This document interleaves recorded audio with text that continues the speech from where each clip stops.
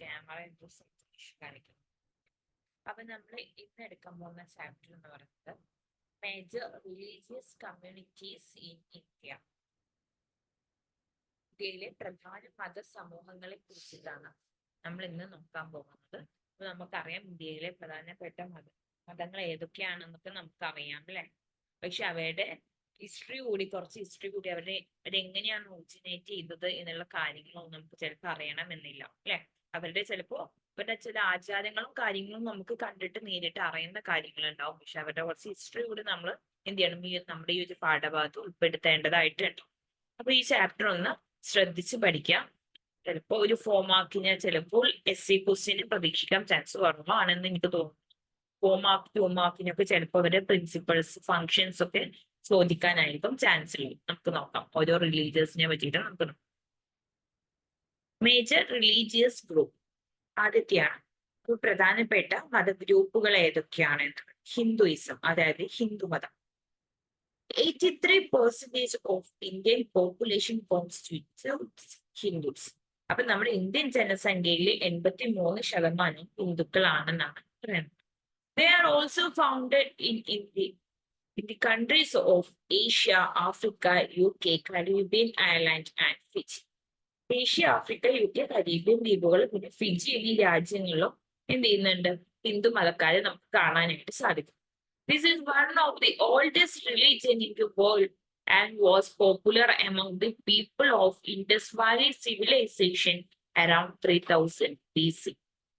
ലോകത്തിലെ ഏറ്റവും പഴക്കം ചെന്ന മതങ്ങളിൽ ഒന്നായത് BC 3000 സിന്ധു നദി തട നാഗരികതയിലെ ജനങ്ങൾക്കിടയിലാണ് പ്രചാരത്തിൽ ഉണ്ടായിരുന്നത്. അപ്പൊ അവരാണ് ഒറിജിനേറ്റ് ചെയ്തത് എന്നാണ് പറയപ്പെടുന്നത്. The religion is characterized by so much of diversity.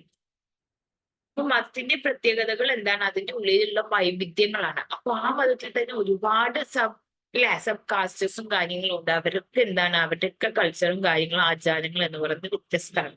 അതുകൊണ്ടാണ് വൈവിധ്യങ്ങൾ നിറഞ്ഞതാണ് ഹിന്ദു മതം എന്ന് പറയാനുള്ള കാരണം.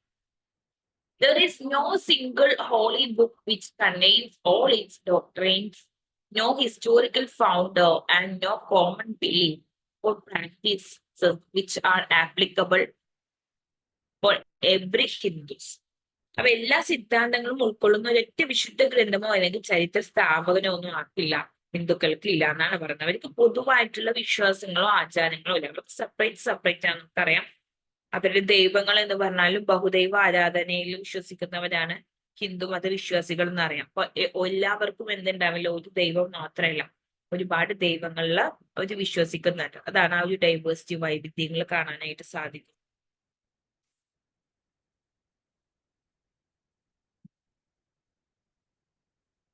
There are innumerable gods whom Hindus worship. അപ്പൊ അവർക്ക് എന്തുണ്ട്? ഒരുപാട് ദൈവങ്ങൾ ഉണ്ട് എന്നാണ് പറയുന്നത്. The religion is both polytheistic and monotheistic in a time with contradictory beliefs. അപ്പൊ ഏകദൈവ വിശ്വാസവും ബഹുദൈവ ആരാധനയും എന്തുണ്ട്? അവരിൽ ഉണ്ട് എന്നാണ് പറയുന്നത്. അപ്പൊ ചില വ്യക്തികൾ എന്തായിരിക്കും? ഒരു ദൈവത്തെ മാത്രം വിശ്വസിക്കുന്ന ആളുകൾ ഉണ്ടായിരിക്കും അല്ലെ. ചില വ്യക്തികൾ എന്തുണ്ടാവും? ഒരുപാട് ദൈവങ്ങളെ വിശ്വസിക്കുന്ന ആളുകൾ ഉണ്ടാവും. അതുകൊണ്ട് തന്നെ ബഹുദൈവ ആരാധനയും ഏകദൈവ ആരാധനയും ഹിന്ദു മതത്തിൽ ഉണ്ട്. Many scholars define Hinduism as a way of life. ഇപ്പൊ പല പണ്ഡിതന്മാരും ഹിന്ദു മതത്തെ ഒരു ജീവിത രീതിയായിട്ടാണ്, വേ ഓഫ് ലൈഫ് ആയിട്ടുള്ള ഒരു ജീവിത രീതിയായിട്ടാണ് ഹിന്ദു മതത്തെ കാണുന്നത്. This religion has philosophical and ideological backgrounds from texts like Vedas, Puranas, Upanishads, Tantras, Darshanas. അപ്പൊ അവരുടെ മെയിൻ ആയിട്ടുള്ള പുസ്തകങ്ങൾ എന്ന് പറയുന്നത് വേദങ്ങൾ, പുരാണങ്ങൾ, ഉപനിഷത്തുകൾ, തന്ത്രങ്ങൾ, ദർശനങ്ങളൊക്കെയാണ് അവരുടെ മെയിൻ ആയിട്ടുള്ള ടെക്സ്റ്റസിലെ അവരുടെ മതപുസ്തകങ്ങൾ ഗ്രന്ഥങ്ങൾ എന്നൊക്കെ പറയുന്നത്.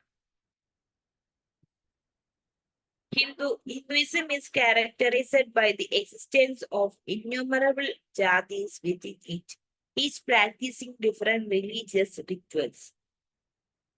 മതത്തിൽ ദാർശനികവും പ്രത്യയശാസ്ത്രപരമായിട്ടുള്ള പശ്ചാത്തലങ്ങളൊക്കെ ഉണ്ട്.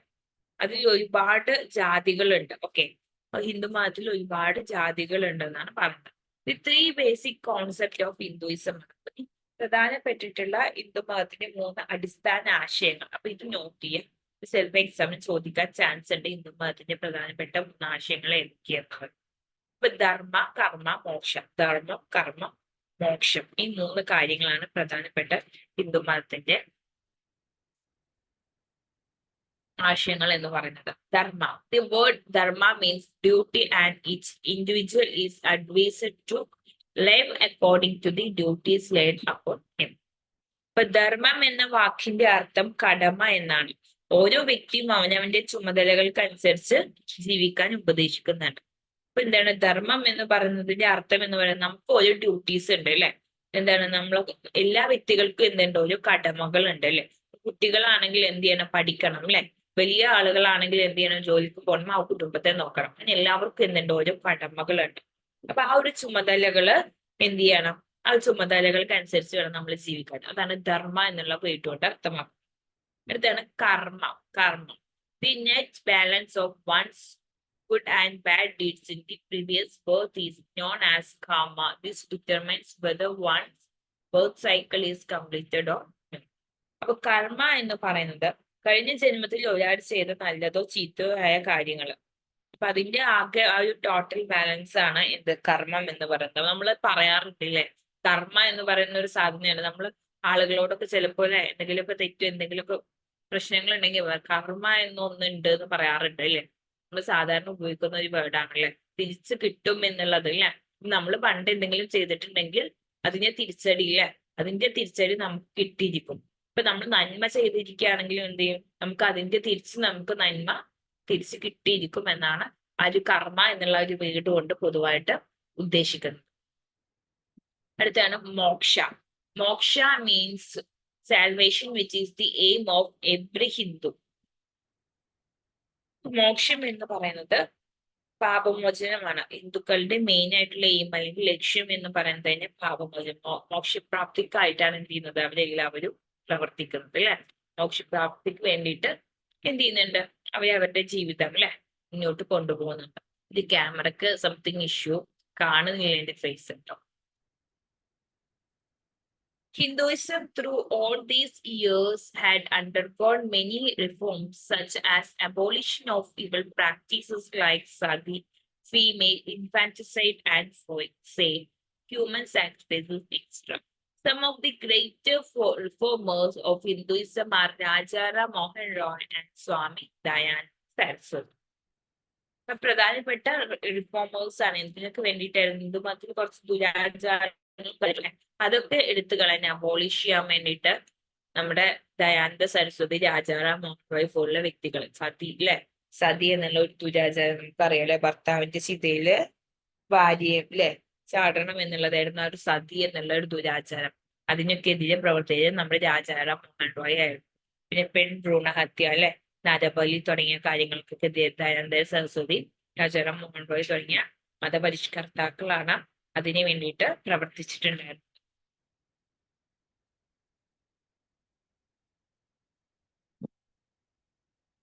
അടുത്താണ് സ്വരാഷ്ട്രൻ. സ്വരാഷ്ട്രനിസം എന്ന് പറയുന്നത്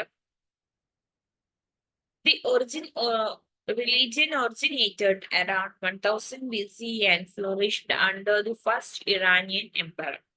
BC 1000 ഉത്ഭവിച്ച ഈ മതം ആദ്യത്തെ ഇറാനിയൻ ചക്രവർത്തിയുടെ കീഴിലാണ് ഉയർന്നു വന്നിട്ടുള്ളത് എന്നാണ് വിശ്വസിക്കുന്നത്. It has roots on Eastern Iranian tribal pastoral society. കിഴക്കൻ ഇറാനിയൻ ഗോത്ര ഇടയ സമൂഹത്തിന്റെ ഇടയിലാണ് ഇവര് ഉയർന്നു വന്നിട്ടുള്ളത് എന്നാണ് വിശ്വസിക്കുന്നത്. Zoroastrianism got its name from the founders Zarathustra or Zoroaster, who born as prince to the king Paurushaspa. പൗരുഷ്പ രാജാവിന്റെ രാജകുമാരനായിട്ട് ജനിച്ചിട്ട്, അതായത് മകനായി ജനിച്ചിട്ട് സ്ഥാപകനായ സരതുസ്ട്ര അല്ലെങ്കിൽ സൊറോസ്റ്ററിൻ നിന്നാണ് സൊറോസ്ട്രേനിസം എന്നുള്ള ഒരു പേര് കിട്ടിയിട്ടുള്ളത്. അപ്പൊ നമ്മുടെ പൗരുഷ്പ രാജാവിന്റെ മകനായിട്ടുള്ള സൊറോസ്റ്ററിൽ നിന്നാണ് ഈ സൊറോസ്ട്രേനിസം എന്നുള്ള ഒരു വേർഡ് വന്നിട്ടുള്ളത്. The story about his birth is that he was born after when the Mother Earth requested the Almighty to rescue her from the evil powers. ദുഷ്ടശക്തികളിൽ നിന്ന് രക്ഷിക്കണമെന്ന് ഭൂമിമാതാവ് സർവശക്തനോട് അഭ്യർത്ഥിച്ചതിന് ശേഷമാണ് ഈ ഒരു സൊറോസ്റ്ററിൻ ജനിച്ചത് എന്നാണ് അദ്ദേഹത്തിന്റെ ജനനത്തെ പറ്റിയിട്ടുള്ള കഥ എന്ന് പറയുന്നത്. അതുകൊണ്ടാണ് അദ്ദേഹത്തിന്റെ പേരിൽ ആ ഒരു മതം വന്നിട്ടുള്ളത്. Another name for the religion is Mazdaism. അപ്പൊ മറ്റൊരു പേര് എന്ന് പറയുന്നത് മസ്ദൈസം എന്നാണ് ഈ ഒരു മതത്തിന്റെ പേര്. Mazda or Aura Mazda means wise God who is regarded as the creator of the whole universe. ഇപ്പൊ മസ്ദ അല്ലെങ്കിൽ ഔറ മസ്ദ എന്നുള്ള പദം എന്ന് പറയുന്നത് പ്രപഞ്ചത്തിന്റെ മുഴുവൻ സൃഷ്ടാവായി കണക്കാക്കപ്പെടുന്ന ജ്ഞാനിയായ ദൈവം എന്നാണ് ഈ ഒരു മസ്ദ അല്ലെങ്കിൽ ഔറ മസ്ദ എന്നുള്ള ഒരു വേർഡിന്റെ അർത്ഥം. They say everything emanates from Aura Mazda and merges back to him at the end. എല്ലാം ഔറമസ്തയിൽ നിന്ന് ഉത്ഭവിക്കുകയും അവസാനം അവനിലേക്ക് തന്നെ ലയിക്കുകയും ചെയ്യുന്നു എന്നാണ് അവര് വിശ്വസിക്കുന്നത്. Their holy texts are called ഗാഥാസ്. അപ്പൊ അവരുടെ ആ ഒരു ഹോളി ടെക്സ്റ്റിന്റെ അവരുടെ ഒരു ഗ്രന്ഥത്തിന്റെ പേര് ഗാഥാസ് എന്നാണ്.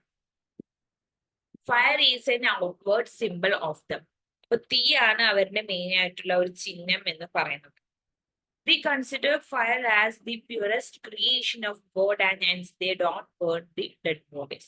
അപ്പൊ അവര് ആ ഒരു ഫയറിനെ അത്രത്തോളം വലിയൊരു കാര്യമായിട്ട് കാണുന്നത് കൊണ്ട് തന്നെ അവരെന്ത് ചെയ്യുന്നില്ല, ഡെഡ് ബോഡീസിനെ ശരീരങ്ങളെ ദഹിപ്പിക്കുന്നില്ല.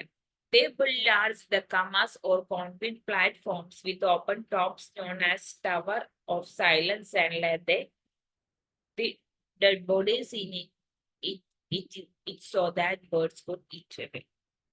അപ്പൊ അവർ ചെയ്യുന്നത് ദക്കാമാസ് അല്ലെങ്കിൽ കോൺക്രീറ്റ് പ്ലാറ്റ്ഫോമുകളിൽ ഈ ഒരു മൃതശരീരത്തെ കിടത്തിയിട്ട് ആ ഒരു മൃതശരീരം പക്ഷികൾക്കൊക്കെ ഒരു ഭക്ഷണമായിട്ട് നൽകുകയാണ്.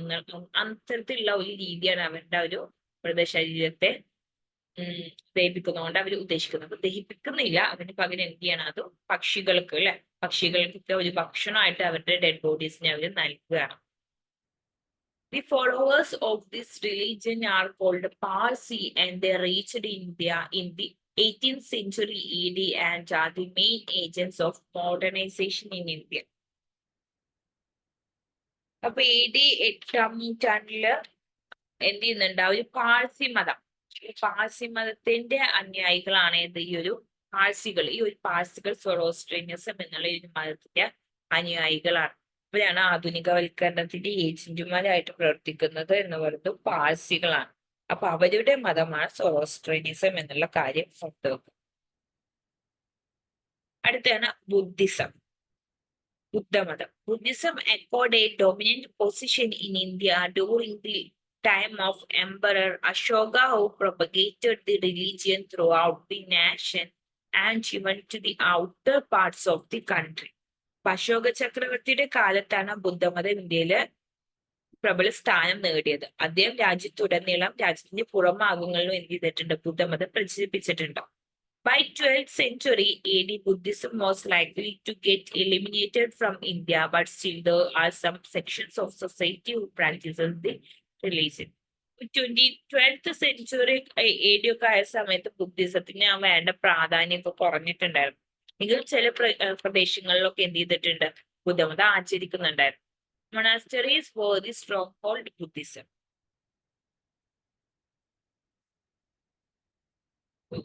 ബുദ്ധമതത്തിന്റെ ശക്തി കേന്ദ്രങ്ങൾ എന്ന് പറയുന്നത് മൊണാസ്റ്ററീസ് ആണ്. മൊണാസ്റ്ററീസ് എന്ന് പറയുന്നത് ആശ്രമങ്ങളെയാണ് കേട്ടോ പറയുന്നത്.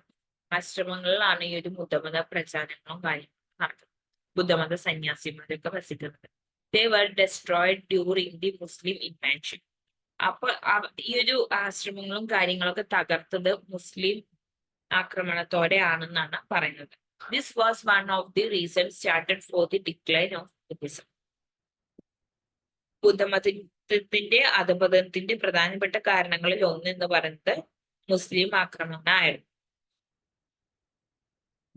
Another was that they adopted some practices and concept of Hinduism, and another one was to peaceful nature, which made other religion to suppress the religion.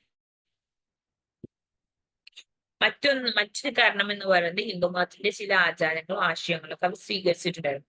പിന്നെ ഒരു കാര്യം, മതത്തെ അടിച്ചമർത്താൻ മറ്റു മതങ്ങളെ പ്രേരിപ്പിച്ച കാര്യങ്ങൾ സമാധാനപരമായ സ്വഭാവത്തോടെയാണ് എന്ത് ചെയ്തിട്ടുള്ളത്, അവരത് നേരിട്ടിട്ടുള്ളത് സമാധാനമായ രീതിയിലായിരുന്നു. Further, the Buddhist monks were more focused on their own salvation rather than converting people to their faith. പിന്നെ കൂടാതെ ബുദ്ധമത സന്യാസിമാർ ആളുകൾ അവരുടെ വിശ്വാസത്തിലേക്ക് പരിവർത്തനം ചെയ്യുന്നതിന് പകരം അവർ സ്വന്തം ശ്രദ്ധ മാത്രമാണ് കേന്ദ്രീകരിച്ചിരുന്നത്. അപ്പൊ കൂടുതൽ പരിവർത്തനം ചെയ്യാൻ വേണ്ടിയിട്ട് അവർ ശ്രമിച്ചിട്ടുണ്ടായിരുന്നു. അവരുടെ ആ ഒരു വിശ്വാസം കാര്യങ്ങളുമായിട്ട് മുന്നോട്ട് പോകുക മാത്രമാണ് ചെയ്തത്. പരിവർത്തനമൊക്കെ ചെയ്താൽ മാത്രമാണ് ബുദ്ധമതം അല്ലെ ഏത് മതമാണെങ്കിലും കൂടുതൽ വ്യാപിക്കുള്ളൂ അല്ലെ. The monasteries were run exclusively on royal patronage, and hence with the collapse of the supporting members, monasteries became weaker. രാജകീയ രക്ഷാകർതൃത്വത്തിൽ മാത്രമായിരുന്നു ആശ്രമങ്ങളൊക്കെ പ്രവർത്തിച്ചിട്ടുണ്ടായിരുന്നത്. അതിനാൽ പിന്തുണച്ച ചക്രവർത്തിമാരുടെ തകർച്ചയോടെ ആശ്രമങ്ങളൊക്കെ ദുർബലമായിരുന്നു. നമുക്കറിയാം അശോക ചക്രവർത്തിയൊക്കെ അല്ലെ ബുദ്ധിസം ഒക്കെ പ്രാക്ടീസ് ചെയ്തിട്ടുള്ള ആളായിരുന്നു. അപ്പൊ അതുപോലെ ചക്രവർത്തിമാരുടെ ഒക്കെ പിന്തുണയോടെ മാത്രമാണ് ബുദ്ധമതം പ്രവർത്തിച്ചിട്ടുണ്ടായിരുന്നത്. അപ്പൊ അവരുടെ ഒരു പതനത്തോടെ ആ ഒരു മതത്തിന്റെ പ്രാധാന്യം അവസാനിക്കുകയാണ് ചെയ്തിട്ടുള്ളത്.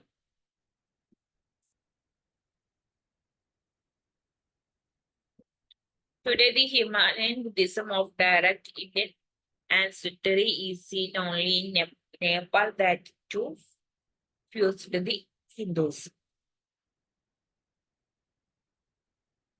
നേപ്പാളിൽ മാത്രമാണ് ഇന്ന് നേരിട്ട് എന്തുള്ളത് ഇന്ത്യൻ വംശജരായ ഹിമാലയൻ ബുദ്ധമതത്തെയൊക്കെ കാണുന്നത്. അത് ഹിന്ദുമതവുമായി കൂടിച്ചേർന്നാണ്.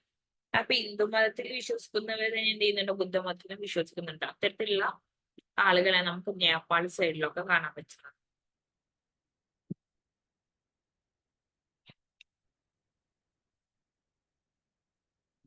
Their chief priestess is called വജ്രാചാര്യ.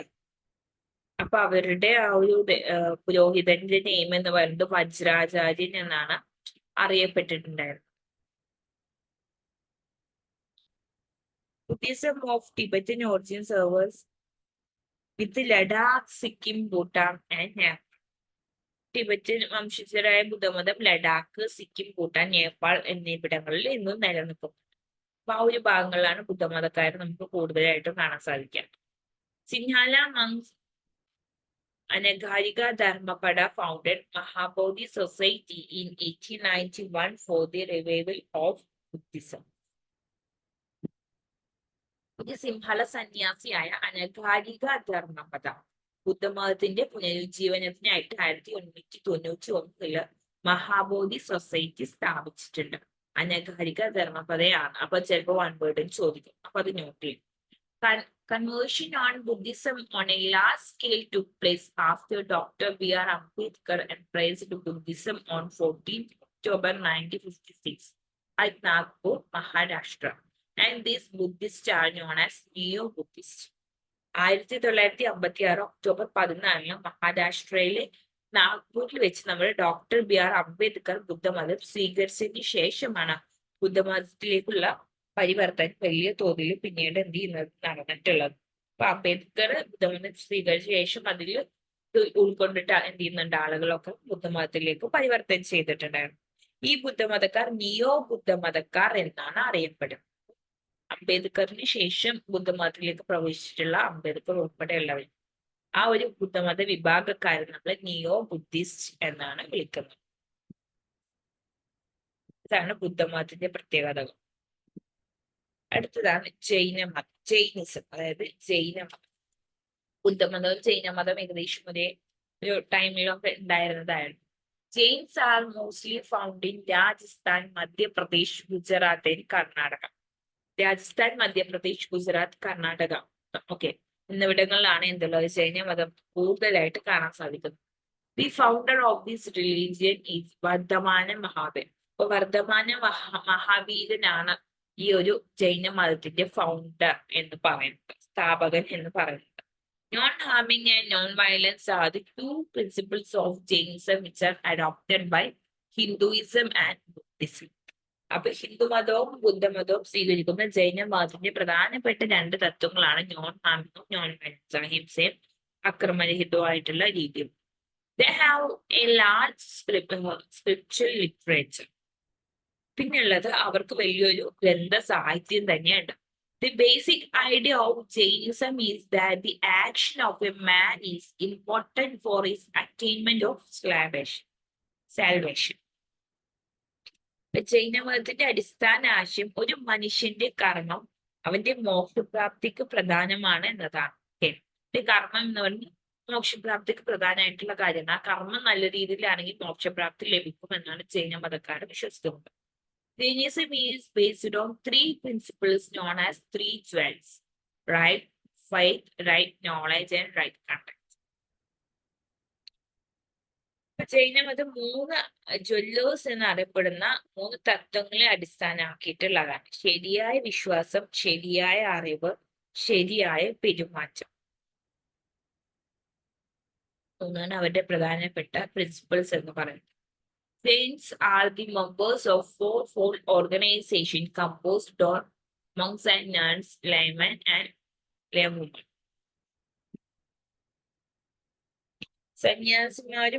സന്യാസിനിമാരും സാധാരണക്കാരികളും അടങ്ങുന്ന ഒരു 4 സംഘടനകളിലെ അംഗങ്ങളാണ് ജൈനന്മാർ. സന്യാസിനിമാരും ഓക്കെ. The monks and nuns observe strictures discipline. സന്യാസിനിമാരും ഒക്കെ കർശനമായി അച്ചടക്കം പാലിക്കുന്നവരായിരിക്കണം. Jains must abstain from injuring life, making false speech, taking what is not given, leading an impure life, and taking food and drink at night. ജൈനർ ജീവൻ ദ്രോഹിക്കുന്നതിൽ നിന്നും, തെറ്റായ സംസാരത്തിൽ നിന്നും, നൽകാത്തത് കഴിക്കുന്നതിൽ നിന്നും, അശുദ്ധമായ ജീവിതം നയിക്കുന്നതിൽ നിന്നും, രാത്രി ഭക്ഷണ പാനീയങ്ങളിൽ നിന്നൊക്കെ വിട്ടു നിൽക്കണമെന്നാണ് ജൈനമതം പറയുന്നത്. Jains does not have vegetables or those they have multiple seeds. അപ്പൊ അവർക്ക് ഒരുപാട് പച്ചക്കറികളോ അങ്ങനത്തെ രീതിയിലുള്ള ഒരുപാട് ഭക്ഷണ ധാന്യങ്ങളൊന്നുമില്ല. വളരെ ലളിതമായിട്ടുള്ള ഭക്ഷണ രീതിയാണ് ജൈനരുടെ എന്ന് പറയുന്നത്. These are of 2 sections, Shvetambaras and Digambaras, while they are divided into not less than 16 castes. ശ്വേതംബരന്മാർ, ദിഗംബരന്മാർ എന്നിങ്ങനെ 2 വിഭാഗങ്ങളിൽപ്പെട്ടവരാണ് ജൈന മതക്കാർ എന്ന് പറയുന്നത്. അതേസമയം അവർ 60-ൽ കുറയാത്ത ജാതികളായിട്ട് വിഭജിക്കുന്നുണ്ട്. നിങ്ങൾക്ക് തോന്നുന്നു ഹിസ്റ്ററിയില് ഈ വിഭാഗക്കാരെയൊക്കെ പറ്റിയിട്ട് ഒന്നുകൂടെ ഡീറ്റെയിൽ ആയിട്ട് നിങ്ങൾ പഠിക്കുന്നുണ്ട് തോന്നുന്നു. അതുകൊണ്ട് ചിലപ്പോൾ ചാപ്റ്റർ ഞങ്ങൾക്ക് ഒന്നുകൂടി സിമ്പിൾ ആയിരിക്കും.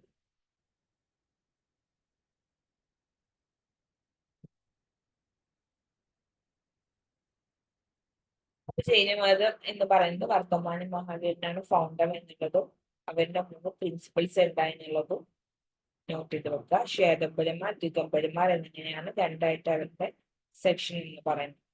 അടുത്തത് ക്രിസ്ത്യാനിറ്റി, ക്രിസ്തുമതം. Christianity is a monotheistic faith. ക്രിസ്തുമതം ഒരു ഏകദൈവ വിശ്വാസമാണ്. It is a historical religion which originated from Judaism. യഹൂദമതത്തിൽ നിന്നാണ്, അതായത് ജൂതമതത്തിൽ നിന്ന് ഉത്ഭവിച്ച ചരിത്രമാണ് ഉള്ളത് ക്രിസ്തുമതത്തിനുള്ളത്. The belief of Christians is that God spoke directly and Jesus is the chosen one of God. ക്രിസ്ത്യാനികളുടെ വിശ്വാസം ദൈവം നേരിട്ട് സംസാരിച്ചു, ക്രിസ്തു ദൈവം തെരഞ്ഞെടുത്തവനാണെന്ന് വിശ്വസിക്കുന്നു. It is with Jesus that the history of Christianity takes a start. ക്രിസ്തുമതത്തിന്റെ ചരിത്രം ആരംഭിക്കുന്നത് യേശുവിലൂടെയാണ്. യേശു ജനിച്ചത് മുതലാണ് ക്രിസ്തുമതം സ്റ്റാർട്ട് ചെയ്യുന്നത്. One of the central beliefs of Christianity is that 3 things are everlasting: faith, hope, and love, and the greatest of all, love for everything that exists in the universe. ക്രിസ്തുമതത്തിന്റെ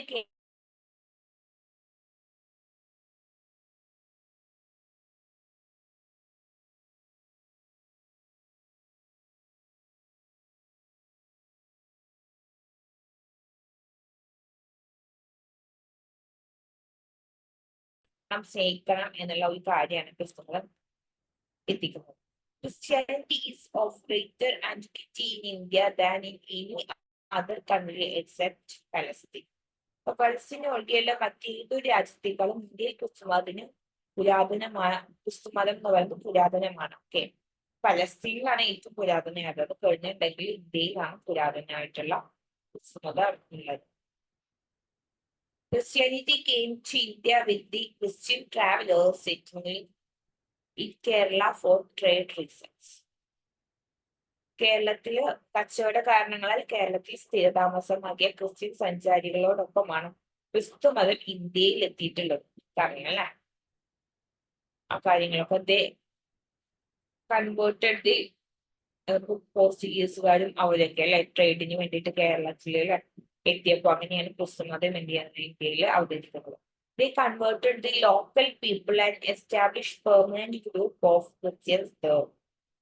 അങ്ങനെ എന്ത് ചെയ്യുന്നുണ്ട്? അവര് മതപരിവർത്തനം നടത്തിയിട്ട് എന്ത് ചെയ്യുന്നുണ്ട്? ഇന്ത്യയിൽ ക്രിസ്തുമതം സ്ഥാപിക്കുന്നുണ്ട്. From 4th century ED church existed in India. 4ാം സെഞ്ചുറിയിൽ 4ാം നൂറ്റാണ്ട് ED-യിൽ എന്തുണ്ട്? ഇന്ത്യയിൽ അവരുടെ ചർച്ചും കാര്യങ്ങളൊക്കെ ഉണ്ട്. The second outbreak of Christianity to India happened in 16th century when European gained power of Indian territory. Both Syrian and Roman Catholics spread all over India. 16ാം നൂറ്റാണ്ടിൽ യൂറോപ്യന്മാർ Indian പ്രദേശത്തിന്റെ മേൽ അധികാരം നേടിയതോടെയാണ് ഇന്ത്യയിൽ ക്രിസ്തുമതത്തിന്റെ രണ്ടാമത്തെ ആ ഒരു പൊട്ടിത്തെറി അല്ലെ, രണ്ടാമതായിട്ട് ആ ഒരു ക്രിസ്തുമതത്തിന് കൂടുതൽ പ്രാധാന്യം വന്നിട്ടുള്ളത്. സിറിയൻ കത്തോലിക്കരും റോമൻ കത്തോലിക്കരും ഇന്ത്യയിലുടനീളം വ്യാപിച്ചിട്ടുണ്ട്. അപ്പൊ ഇന്ത്യയിലുള്ള വിഭാഗക്കാർ എന്ന് പറയുമ്പോൾ സിറിയൻ കത്തോലിക്കരും റോമൻ കത്തോലിക്കരും ആണ് നമ്മുടെ പുറത്തുള്ളത്. Christian missionaries were against caste system and most of people who got converted to Christians were of lower caste. Christian മിഷണറിമാർ കാസ്റ്റ് സിസ്റ്റത്തെ അതായത് ജാതി വ്യവസ്ഥയ്ക്ക് എതിരായിരുന്നു. അതുകൊണ്ട് തന്നെ ക്രിസ്ത്യാനിറ്റിയിലേക്കൊക്കെ പരിവർത്തനം ചെയ്യപ്പെടാൻ വേണ്ടിയിട്ട് താഴ്ന്ന ജാതിക്കാരെ അവര് ക്ഷണിച്ചിട്ടുണ്ടായിരുന്നു. The religion became popular among tribes of India, especially over the northeastern part of the country. അതുപോലെ തന്നെ നമ്മുടെ ഇന്ത്യയിലെ വടക്കു കിഴക്കൻ ഭാഗങ്ങളിൽ എന്തുണ്ടായിരുന്നു? ഗോത്രവർഗക്കാർക്കിടയിൽ ക്രിസ്തുമതം പ്രചാരത്തിലുണ്ടാവും. They provide English education to its followers, thus making them literally advanced. അപ്പോൾ ഇവർക്ക് ഇംഗ്ലീഷ് വിദ്യാഭ്യാസം നൽകിയിട്ട് ഒന്നുകൂടി അവരെ എന്ത് ചെയ്യുന്നുണ്ട്? അഡ്വാൻസ് ആക്കുന്നുണ്ട്, വികസിപ്പിക്കുന്നുണ്ട്. ഓക്കെ, മുന്നേറ്റം നൽകുന്നുണ്ട്. അതുകൊണ്ട് തന്നെ താഴ്ന്ന വിഭാഗക്കാർക്ക് ആ ഒരു കാലത്ത് ഫാസിസ്റ്റ് കാലത്ത് അനുഭവിച്ചിട്ടുണ്ടായിരുന്ന ആ ഒരു പ്രശ്നങ്ങളിൽ നിന്നൊക്കെ ഉള്ളൊരു പരിഹാരം എന്നോണം അവർ എന്ത് ചെയ്തിട്ടുണ്ടായിരുന്നു? ക്രിസ്തു മതത്തിലേക്ക് പരിവർത്തനം ചെയ്തിട്ടുണ്ടാവും. നെക്സ്റ്റ് ആണ് ജൂഡിസം, അതായത് ജൂതമതം അല്ലെങ്കിൽ യഹൂദമതം എന്നൊക്കെ പറയാം. The followers of Judaism are known as Jews. അപ്പൊ യഹൂദമതത്തിന്റെ അനുയായികൾ എന്ന് പറയുന്നത് ആരാണ്? ജൂതന്മാരാണ്. They are found in Cochin of Kerala and Maharashtra. ഇന്ത്യയിൽ എവിടെയാണ്? കേരളത്തിലെ കൊച്ചിയിലും മഹാരാഷ്ട്രയിലുമാണ് ഈ ഒരു ജൂതമതത്തെ നമുക്ക് കാണാനായിട്ട് പറ്റുന്നത്. The Jews of Cochin had given the right to live and the right to enjoy privilege by the king of Cochin around 1020 AD, and from then they are following their traditional customs. AD 1020 Kochi രാജാവ് കൊച്ചിയിലെ ജൂതന്മാർക്ക് ജീവിക്കാനുള്ള അവകാശങ്ങളും ആനുകൂല്യങ്ങളും ആസ്വദിക്കാനുള്ള അവകാശവും നൽകിയിരുന്നു. അന്ന് മുതൽ അവർ അവരുടെ പരമ്പരാഗത ആചാരങ്ങളൊക്കെ നമ്മുടെ ഇന്ത്യയിൽ പിന്തുടരുന്നുണ്ട്. There are two sections, white and black, and had no relation through marriage between them. രണ്ട് വിഭാഗക്കാരാണ്, വെളുത്തവരും കറുത്തവരും. കറുത്ത വിഭാഗം അത് മാരേജിലൂടെ ഉണ്ടാവും, റിലേഷൻഷിപ്പിലൂടെ എല്ലാം പറയാം. The Jews of Maharashtra are larger. അപ്പൊ ഇവരുടെ ഒരു മതത്തിലേക്ക് ആർക്ക് വേണമെങ്കിലും പ്രവേശിക്കാം. ഓക്കെ, അവരുടെ കുറച്ച് ചടങ്ങുകളും കാര്യങ്ങളിലൂടെ എന്ത് ചെയ്യാം? മതത്തിലേക്ക് ആർക്ക് വേണമെങ്കിലും പ്രവേശിക്കാം. The Jews of Maharashtra are larger in number than that of Jews of Kochi. മഹാരാഷ്ട്രയിലെ ജൂതന്മാർ കൊച്ചിയിലെ ജൂതന്മാരെക്കാൾ എണ്ണത്തിൽ കൂടുതലുള്ളത് മഹാരാഷ്ട്രയിലാണ്. They are known as Ben Israel. Bene Israel meaning sons of Israel. അപ്പൊ ഇസ്രായേലിന്റെ ജൂതന്മാർ എന്നവിടെ വരുന്ന ബെനെ ഇസ്രായേൽ എന്നാണ് ഈ ജൂതന്മാരെ അറിയപ്പെടുന്നത്. ഓക്കെ, അതുകൂടി നോട്ട് ചെയ്യും. ഇസ്രായേലാണ് ജൂതന്മാർ ഏറ്റവും കൂടുതലൊക്കെ നമുക്കറിയാം അല്ലെ. അടുത്തതാണ് ഇസ്ലാം. ഇസ്ലാം മതം. The word Islam means surrender of God's law and thus to be an integral God. ഇസ്ലാം എന്ന വാക്കിന്റെ അർത്ഥം ദൈവത്തിന്റെ നിയമത്തിന് കീഴടങ്ങുകയോ അങ്ങനെ ഒരു സമഗ്രമായി ഇരിക്കുകയും ചെയ്യുക എന്നതാണ് അവരുടെ വിശ്വാസം.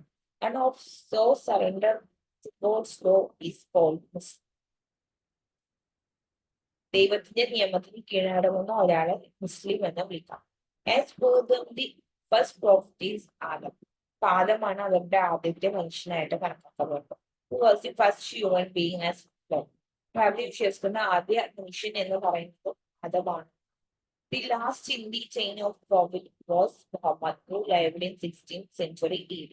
അവരുടെ അവസാനത്തെ പ്രവാചകനായിട്ട് അവർ കരുതപ്പെടുന്നത് മുഹമ്മദിനെയാണ്. 6ാം നൂറ്റാണ്ട് AD-യിലാണ് മുഹമ്മദ് ജീവിച്ചിരുന്നിട്ടുണ്ടായിരുന്നത്. ഖുർആൻ is the revealed book of Muslim. ഇസ്ലാം മതത്തിന്റെ ഗ്രന്ഥം എന്ന് പറയുന്നത് ഖുർആനാണ്. The 3 basic ideas of Islam. ഇസ്ലാം മതത്തിന്റെ പ്രധാനപ്പെട്ട ആശയങ്ങൾ എന്ന് പറയുന്നത് the oneness of God, al-Tawhid. ദൈവത്തിന്റെ ഏകത്വം എന്നാണ് al-Tawhid പറയുന്നത്. The concept of പ്രവാചകത്വത്തിന്റെ ആശയം al-Risala. The concept of life hereafter. പരലോക ജീവിതത്തിന്റെ ആശയം al-Akhira. അൽ-അഖ്റ എന്നുള്ള ഇതിൽ പറയുമ്പോൾ പരലോക ജീവിതത്തിന്റെ ആശയത്തെ പറ്റിയിട്ടാണ്. The God of Quran is translated powerful and merciful. ഖുറാനിലെ ദൈവം അതിശക്തനും കരുണാമയനുമാണ്. They believe in the idea of there is no deity but God. ദൈവമില്ലാതെ ആരുമില്ല എന്ന ആശയത്തിലാണ് അവർ വിശ്വസിക്കുന്നത്. ദൈവമാണ് എല്ലാം. There are 5 constituents of Islamic faith or Iman. Namely, belief in God, in angels, in revealed books, in God's messenger, and in the last day when everything will come to an end. ഇസ്ലാമിക വിശ്വാസത്തിന്റെ അല്ലെങ്കിൽ ഈമാന്റെ 5 ഘടകങ്ങൾ ഉണ്ടെന്നാണ് അത് വിശ്വസിക്കുന്നത്. അതാണ് ദൈവത്തിലുള്ള വിശ്വാസം, മലക്കുകളിലുള്ള വിശ്വാസം, അത് മാലാഖമാരിലുള്ള വിശ്വാസം, വെളിപ്പെട്ട ഗ്രന്ഥങ്ങളിലുള്ള വിശ്വാസം, അവരുടെ ദൂതന്മാർ, അവരുടെ പ്രവാചകന്മാരിലുള്ള വിശ്വാസം, അവസാന നാളിലുള്ള വിശ്വാസം എന്നിവനെ ഇസ്ലാമിന്റെ 5 തൂണുകളായിട്ട് കണക്കാക്കുന്നത്. 5 pillars of Islam. ആർമി എന്തൊക്കെയാണ് അവരുടെ 5 pillars-ലുള്ളത്? Bearing witness in public at least once in one's lifetime that there is no God but God and Muhammad is prophet. ദൈവം അല്ലാതെ ആവില്ല. മുഹമ്മദ് അവന്റെ പ്രവാചകനും ജീവിതത്തിൽ ഒരിക്കലെങ്കിലും പരസ്യമായി സാക്ഷ്യം വഹിക്കുന്നു എന്ന്. അവരുടെ ദൈവവും പിന്നെ മുഹമ്മദ് നബിയാണ് അവരുടെ പ്രവാചകൻ എന്നുള്ളത് എന്ത് ചെയ്യുന്നുണ്ട്, ഒരിക്കലെങ്കിലും അവർ പറയുന്നുണ്ട്. Praying 5 times day while facing the Kaaba at Makkah. മക്കയിലെ കഅബയെ ദിവസം 5 തവണ എന്ത് ചെയ്യുന്നുണ്ട്, അവർ പ്രാർത്ഥിക്കുന്നുണ്ട്. Praying welfare tax zakat for poor. ക്ഷേമ നികുതി അല്ലെങ്കിൽ സക്കാത്ത് അവർ നൽകുന്നുണ്ട്. Fasting during Ramadan with no eating, drinking, smoking or sexual intercourse from dawn until sunset. പ്രഭാതം മുതൽ സൂര്യാസ്തമയം വരെ ഭക്ഷണമോ മദ്യപാനമോ പുകവലിയോ എന്നിവയൊന്നും ഇല്ലാതെ റമദാനിൽ നോമ്പകലുന്നത്. Performing the annual pilgrimage to Kaaba once in one's lifetime, provided one can afford the journey and has provision for one's family. ഇയാളുടെ ജീവിതത്തിൽ ഒരിക്കൽ കാബയിലേക്ക് വാർഷിക തീർത്ഥാടനം നടത്തുന്നത് ഇയാൾക്ക് യാത്ര തുടങ്ങുകയും അയാളുടെ കുടുംബത്തിന് ആവശ്യമായ എല്ലാ നന്മകളും ലഭിക്കുകയും ചെയ്യുന്നുണ്ട്. ഒരു കാബാലിന്റെ മെക്ക സന്ദർശിക്കുക എന്നാണ് മുസ്ലിം വിഭാഗം വിശ്വസിക്കുന്ന കാര്യം. ഇപ്പൊ ഈ ഒരു 5 പോയിന്റ് നിങ്ങൾ പഠിച്ചു വെക്കണം. അടുത്തത് പറയുന്നത് സിഖിസം, അതായത് സിഖ് മതം. The word Sikh is derived from the Pali word Sikha and Sanskrit word Sisya. പാലി പദമായ സിക്കയിൽ നിന്നും സംസ്കൃത പദമായിട്ടുള്ള സിസ്യയിൽ നിന്നുമാണ് സിഖ് എന്നുള്ള ഒരു പദം വന്നിട്ടുള്ളത്. Both these words mean to seek. അപ്പൊ ഈ രണ്ട് വാക്കിന്റെ അർത്ഥം എന്ന് പറയുന്നത് ഡിസിപ്ലിൻ അല്ലെങ്കിൽ ശിഷ്യൻ എന്നാണ്. Sikh are the disciplines of 10 gurus and Guru Gobind Singh. Guru Nanak മുതൽ ഗുരു ഗോവിന്ദ് സിംഗ് വരെയുള്ള 10 ഗുരുക്കളുടെ ശിഷ്യന്മാരാണ് സിഖുകാർ എന്ന് പറയുന്നത്. Sikhism was an offshoot of the Bhakti cult of Vaishnava Hinduism. വൈഷ്ണവ ഹിന്ദുമതത്തിന്റെ ഭക്തി ആരാധനയുടെ ഒരു ശാഖയായിരുന്നു സിഖ് മതം എന്ന് പറയുന്നത്. ഹിന്ദുമതമായിട്ട് വളരെ അടുത്ത ബന്ധമുണ്ട് സിഖ് മതം. God is father, lover, master and the great giver of all. അവരുടെ വിശ്വാസപ്രകാരം അവരുടെ ദൈവം എന്ന് പറയുന്നത് പിതാവും കാമുകനും യജമാനും എല്ലാ സമ്മാനങ്ങളും നൽകുന്ന മഹാദാതാവുമായിട്ടാണ് അവർ വിശ്വസിക്കുന്നത്. ഗോഡ് ഈസ് ഫോംലെസ്, നിരന്തര ആൻഡ് വിത്തൗട്ട് ക്വാളിറ്റി, നിർഗുണ. ദൈവം രൂപരഹിതനാണ്, നിരന്തരനാണെന്നാണ് അവർ വിശ്വസിക്കുന്നത്, നിർഗുണനും കൂടിയാണ്. The simple of God is Om. അപ്പൊ അവരുടെ ഒരു സിമ്പിൾ എന്ന് പറയുന്നത് ഓമാണ്. In order to create equality at the practical level, Guru Nanak established free community kitchens or langas open to all communities of people. അപ്പൊ അവരുടെ ഒരു ഇക്വാളിറ്റി തുല്യത കൊണ്ടുവരാൻ വേണ്ടിയിട്ട് ഗുരു നാനാക്ക് കമ്മ്യൂണിറ്റി കിച്ചണുകളൊക്കെ അല്ലെങ്കിൽ ലങ്കാസ് ഒക്കെ ഓപ്പൺ ചെയ്തിട്ടുണ്ടായിരുന്നു. എല്ലാവർക്കും ഒരുപോലെ എന്ത് ചെയ്യാൻ വേണ്ടിയിട്ട് ചെയ്യാനുണ്ട്, ഭക്ഷണം കഴിക്കാൻ വേണ്ടിയിട്ട്. Sikhism believed that salvation could be achieved by resting with God's name and keeping contact with holiness. ദൈവനാമം ഒടിവിടുകയും വിശുദ്ധ മനുഷ്യനുമായി സമ്പർക്കം പുലർത്തുകയും ചെയ്യുന്നതിലൂടെ മോക്ഷം നേടാനാവും എന്നാണ് സിഖ് മതം വിശ്വസിക്കുന്നത്. ഇത്രയാണ് നമ്മളിപ്പോ പറഞ്ഞ മതങ്ങൾ ഏതൊക്കെയാണെന്നുള്ള ഒന്നും കൂടി ഞാൻ പറഞ്ഞ. ഹിന്ദുയിസം ഉണ്ട്, സൊറാസ്ട്രിയനിസം ഉണ്ട്, പാഴ്സി മതത്തിന്റെ മതമാണെന്നുള്ള പാഴ്സികളുടെ മതമാണെന്ന് നോട്ട് ചെയ്യാം. ബുദ്ധിസം ഉണ്ട്, പിന്നെ ജൈനിസം ഉണ്ട്, ജൈനിസം, ക്രിസ്ത്യാനിറ്റി, ജൂഡിസം, ഇസ്ലാം, സിഖിസം. ഇത്രയും മതങ്ങളെ പറ്റിയിട്ട് നിങ്ങളൊന്ന് നോട്ട് ചെയ്യും. മനസ്സിലായെന്ന് വിചാരിക്കുന്നു. Thank you.